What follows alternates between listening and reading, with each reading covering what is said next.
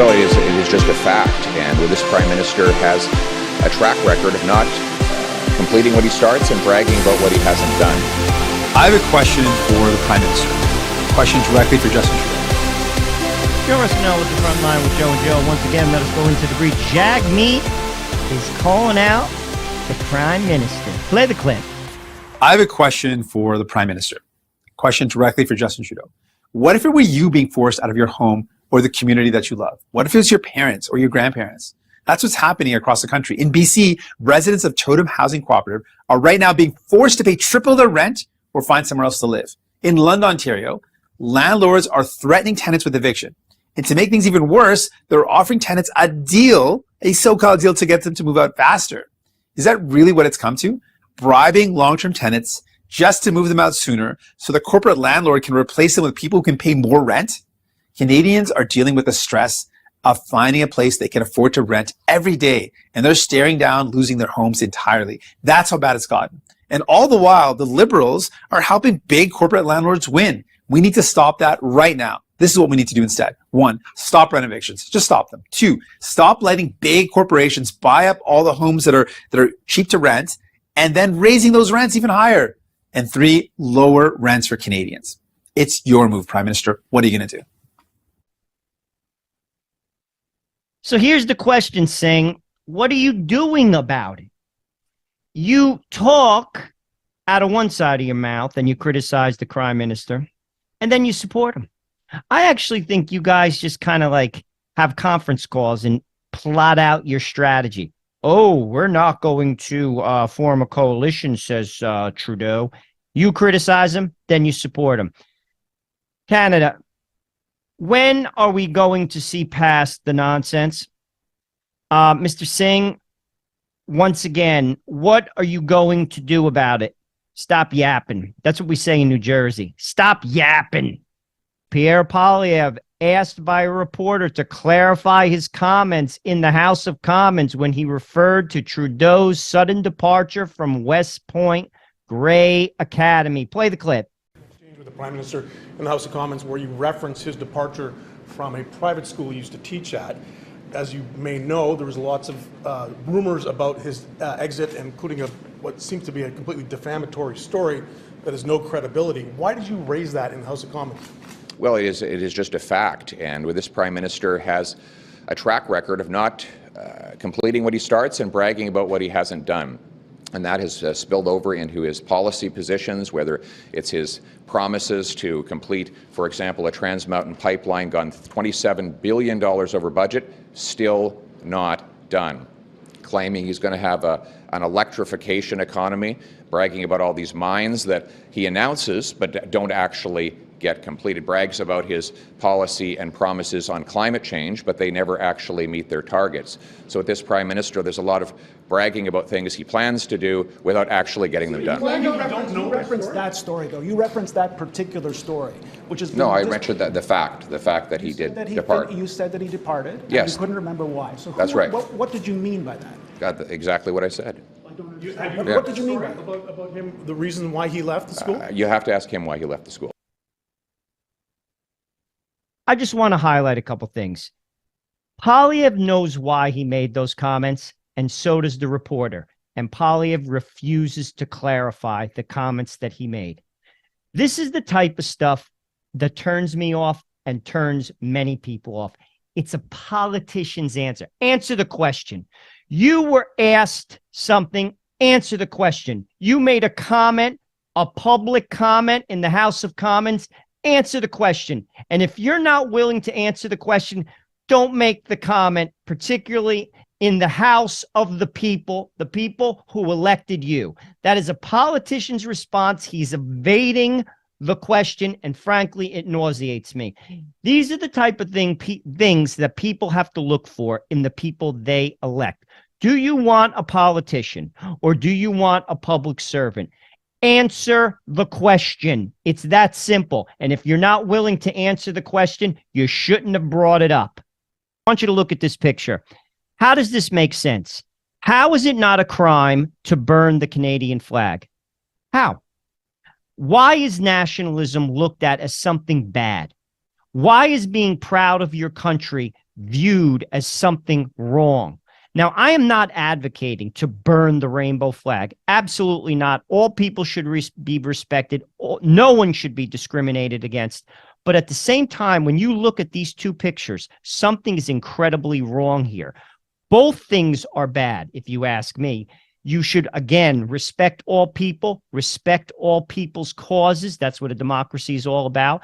But somehow it's okay and it's not a crime to burn the Canadian flag. Seems to me that we have a double standard here. It seems to me that priorities are being set. It seemed to me that, frankly, nationalism is looked at as something that is wrong or bad. You should be proud to be Canadian. Canada is a great country. It's time to look at it as such. It's time to make Canada great again. Do I sound like Donald Trump? I hope not. Let's make Canada great again. I found this clip. I thought it was interesting. It's a bunch of moms who lost sons. So I'm not making fun at all because that's very serious and very sad. But why I find it interesting is the moms are advocating for distributing narcotics legally on the street to addicts. I find that to be interesting and I disagree with it. But I want to give them some airtime. Play the clip. We are reluctant experts. We never wanted to be standing here, and we're standing here because our children have died from drug harms. We are advocates for the implementation right now, other things as well, but the implementation of a safe, regulated, legal supply of drugs for people who need them. It doesn't mean standing on the corner and giving out drugs to kids, which has been sort of intimated by the Conservatives. We want to set the record straight. This project will be very highly regulated. People who are addicted, and I'm hoping the public understands addiction as we go along, need to have the drug they're addicted or dependent on. And they have to go out into the black market, which is run by the by gangs, by organized crime. So we are making people who are addicted and dependent go out into that market to get the medicine they need. This isn't how we work in Canada. We help people who have health conditions. You know, drug use is a problem, but it shouldn't be deadly. It should be treated, when people come into the ER, they should be treated with respect. They should be treated with ongoing care and support. They shouldn't be just turfed out the door, which happens everywhere across the land. Our kids died because they didn't have what we are advocating for. They didn't have services. They didn't have harm reduction. They weren't able to get into treatment when they needed it. Dead people can't access those services. So we're here to tell the world, stop the deaths. And we will say that every single day for the rest of our lives, because that's where our grief will be.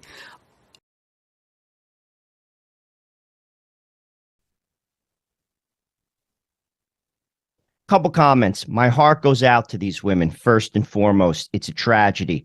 Second comment, I don't think that approach works. I sincerely don't. Giving drugs to people who are addicted is putting a Band-Aid on a problem. You have to get to the root of the problem. Why are you taking the drugs? First, you got to get them off the drugs. That's a different story.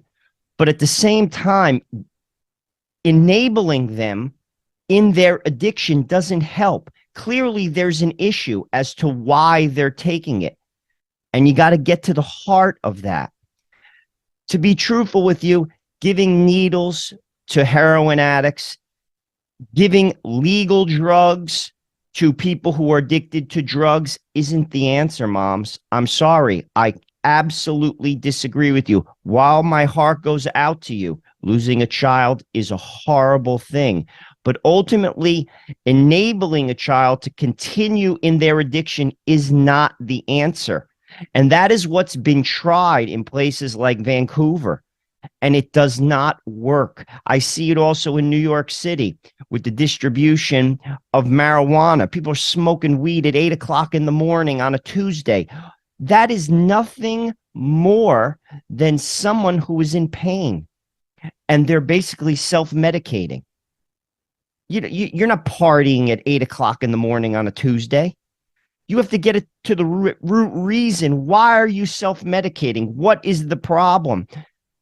Obviously, the state has to lend a hand. People have to lend a hand. But ultimately, distributing drugs that are illegal legally to addicts, I disagree with you, respectfully. I wanted to throw that out there. It's a different opinion, but I'll tell you what. We have to learn to listen to each other. We have to sometimes agree to disagree civilly. And that is how a democracy works. I was just doing research for the show, and I came across this tweet. This is the caption. It says, "I just saw these cows on a slaughterhouse-bound truck to Ontario. Poor babies don't know where they're headed." Just show the clip for a sec. People are worried about cows. Cows. Meanwhile, Canada is getting slaughtered. You should be worried about people. People are more important than animals. Animals are important. Don't misunderstand me. But at the same time, people are more important. And you're getting slaughtered. You, the Canadian. You should be looking in the mirror and saying, "Oh, look, there's a Canadian, and he's getting slaughtered." Maxime Bernier calls out Danielle Smith. Here's the situation. Danielle tweets out for Pride Month. This is what she said. "Everyone deserves to feel safe, welcome, and respected in our province." She goes on to say, "Every one of us should do what they can to build a province where all people are treated and accepted with love and understanding." Maxime says, BS. He says, "Stop the woke nonsense. We're one of the most open and tolerant societies in the world. Gays and lesbians are fine and don't need to be treated like victims." He's calling you out, Danielle. Danielle, you're supposed to be conservative. Stop placating to your people and start speaking hard and fast truths. It's black and white. All people should be respected. No one should be discriminated against. But at the same time, let's not pretend that basically people are victims when in fact they are not. Homosexuals have all the rights that heterosexuals have, and frankly, that does not mean that transgender people should be grooming young children. Yes, dare I say it, they are. They are grooming them. They're trying to normalize a behavior which is not healthy, and frankly, it's not good for anyone, particularly Canada, particularly the minors, and every single person should stand up and say it. That includes you, Danielle Smith, and Maxime is calling you out. Just another day at school in Canada. Play the clip.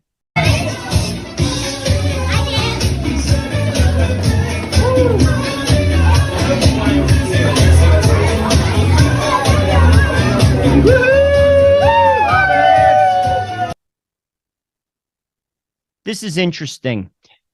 4 days when there are some type of pride event in schools in Canada, there's a 40% reduction in children attending that day. That's very interesting.